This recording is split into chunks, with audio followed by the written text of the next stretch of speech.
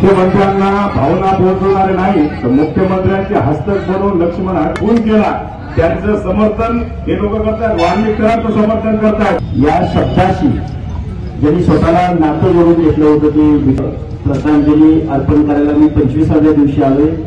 मला उशीर झालाय हे मला मान्य आहे, त्याबद्दल मी पहिल्यांदा दिलगिरी व्यक्त करतो। आईला हार्ट अटॅक आलेला होता, त्यामुळे सांगलीमध्ये भारती हॉस्पिटलला मला 25वा दिवस उद्याला मला खरं अगोदरच यायचं होतं की सोमनाथ सूर्यवंशी यांच्या आईला आणि त्यांची ज्यावेळी भेट घेतली त्यावेळी अंगावर शहारे निर्माण झाले। एका तरुणाची, एका उभरत्या तरुणाची आणि एका आयुष्यभर चळवळ लढलेल्या एका आपल्या नेत्याची भेट, म्हणजे दोन माणसं, आपल्या दोन चळवळीतली माणसं, दोन ती चालती संविधान डोळ्यासमोर ठेवून जी काही घटना घडली दुर्दैवी, या घटनेला डोळ्यासमोर ठेवून काम करणारी माणसं होऊन गेलेली आहेत।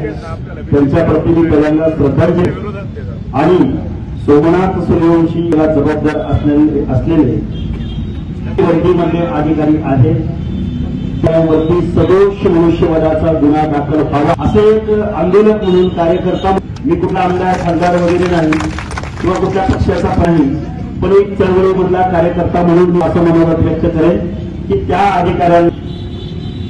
अधिकाऱ्यावरती सदोष मनुष्यवधाचा गुन्हा आणि त्यासाठी तुमचंही हे आंदोलन सुरू आहे। आणि या महाराष्ट्राचे मुख्यमंत्री यांनाही माझी विनंती असेल की त्यांना ज्या अधिकाऱ्यांवरती कारवाई करावी लागेल, नुसती कारवाई करूनही चालणार नाही,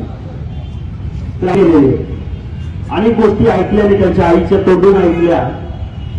सोमनाथ सूर्यवंशी हा विजयंती प्रवर्गातला भटकळला काबाड कष्ट करणारा, हा एक अभ्यास करणारा माणूस, करून कार्यकर्ता आज आपल्याकडून गेले, तर त्या कार्यक्रम झाल्यानंतर पोलीस प्रशासनाकडून तो ओबीसी मधला कार्यकर्ता आहे, म्हणजे परत तुमच्यामधलं त्या भावनेबाबत तीव्रता, अशा पद्धतीचं काम जर पोलीस डिपार्टमेंट माणूस गेलाय, त्या माणसाप्रती असणारी कुठेही डोळ्यासमोर न ठेवता अशा पद्धतीनं पाहत असतील तर ही दुःख आहे।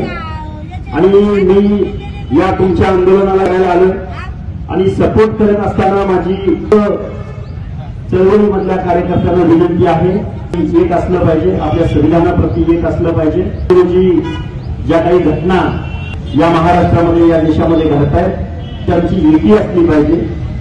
आज तुम्ही सगळे दिवस इथं धरणे आंदोलन करताय, मला वाटतं इथं शासन प्रशासनानं जिल्हाधिकाऱ्यांनी इथं आलं पाहिजे, त्यांनी इथं आलं पाहिजे। आज 25वा दिवस, मी निश्चित येऊन 4 दिवसाच्या कालावधीमध्ये आम्ही मुंबईला जाऊ, त्यातून आपल्या लढवय्या संदर्भात महाराष्ट्राच्या मुख्यमंत्र्यांना निश्चित त्यांच्यापर्यंत पोहोचवेल। मुख्यमंत्र्यांना भावना पोहोचवणार, मुख्यमंत्र्यांचे हस्तक बनवून लक्ष्मण हरतात। ज्या वाल्मिकांना आपल्या समाजाचा खून केला त्यांचं समर्थन हे लोक करतात, समर्थन करतात। आणि आपल्या आंबेडकरी समाजाचे दिशा जो बीजेपी आहे, देवेंद्र फडणवीस आहे, त्यांचे हाताने इलेक्शन मध्ये सांगितलं होतं बीजेपीला मतदान करा, हे लोक पाठीमध्ये येणार, ही भूमिका मांडणार, ते सरासर अन्याय आहे। सगळ्यांनी ऐकून घ्या।